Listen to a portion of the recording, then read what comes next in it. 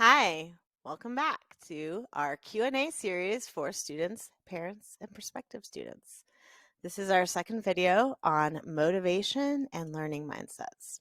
Again, my name is Angela Senich, and you might also hear me reference Tony Parlapiano, who is the founder of popMATICS and the primary teacher in the program. I'm a teacher as well.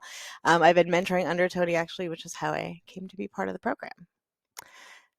So we want to talk about, again, questions about motivation, inspiration, and mindset. So these are a little bit unique to our program. A lot of these are sort of general principles, but the answers I give here are going to reflect the views and the philosophies that underpin sort of how we've structured our program. So how do you motivate students? This is one of our most important principles in popMATICS. By tapping into the emotional connections to music, we all have them, these deep emotional connections. And sometimes in traditional lessons, this gets cut off by books that the students don't really relate to and things like that. So it's one of our core principles is to try to always have students working on music that they love. Another way we do this is by putting them in charge of their own musical journey. So there's a lot of valid ways to grow our musical skills, and we really want students to have some say in what kinds of songs, how they want to approach them. Of course, there are things they're going to learn along the way that aren't up to them, but anywhere they can make a choice, we want to give them that choice as much as possible, and encouraging them to learn songs they love. And as I mentioned earlier, this is how we tap into the very deep and very powerful emotional connections.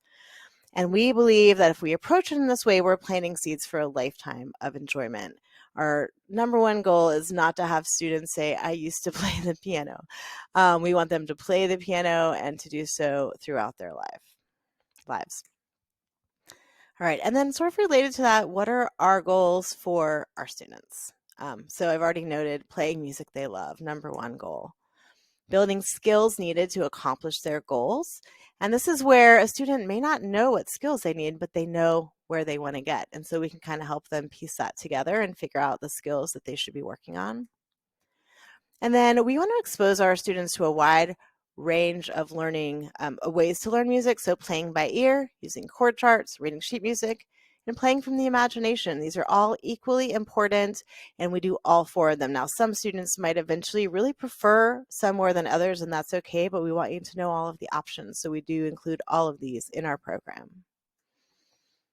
All right, now what if you need help? You're stuck, you're frustrated, and this is kind of unique, not unique, but my answer is going to be for students in our program in particular. So we have a few opportunities throughout the week. You can come to office hours with Tony. You can come to Club 88 with me. Those are both weekly opportunities to come and get help with anything you're stuck on. You can post your question in our office hours channel on Discord. You can schedule a private lesson with either of us. You can ask us in your locker if you're in the PopStar program. And let me just say, you can also just show up to class and ask a question at the beginning. Our classes are casual and loose, and there's always a little time at the beginning, at the end for a question. So that's another option available to you. We want to make sure that anytime you're stuck on something, there are many easy ways to access either one of us so that we'll get you, working again. Okay, another question we've gotten from some people is, why don't they use music from the very earliest stages? Like I mentioned, if you saw our previous video, we don't tend to start with sheet music in units, which is our stage one. So I wanted to address that here. Consider this thought experiment. If we don't need to look at words to talk to each other, why would we need to read music to play an instrument? I'll let that sink in for a minute. So we come back to this connection to language a lot in popMATICS because really learning music is like learning a language. And if we think about how we learn English, that can help us understand, kind of a natural way to learn music. And often this isn't followed in traditional lessons.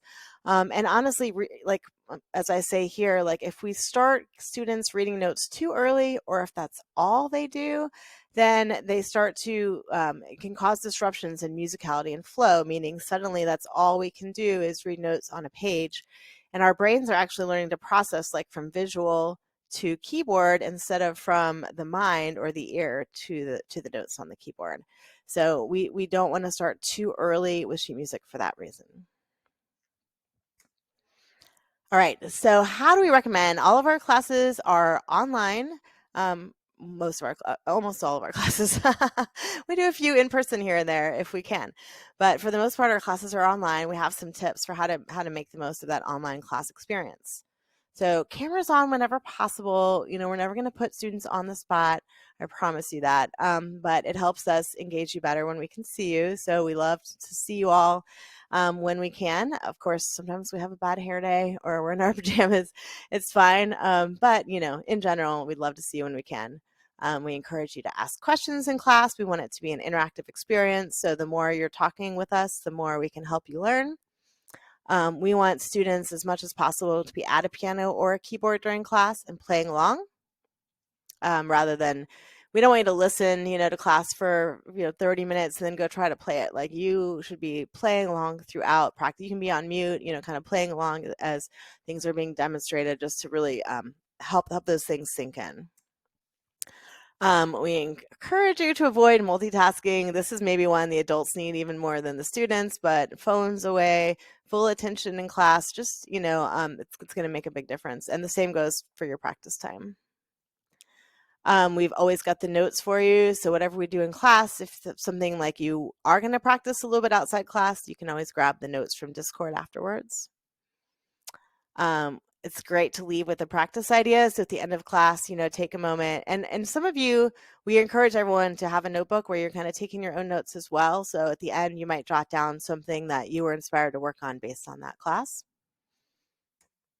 And in general, 4 classes a month is great. There's going to be weeks when you're busy, you won't make it at all. Maybe sometimes you want to come more than that. That's highly encouraged. But to get the most out of your membership, we recommend generally 4 per month, you know, and when you can, when things are, you know, kind of normal in your life.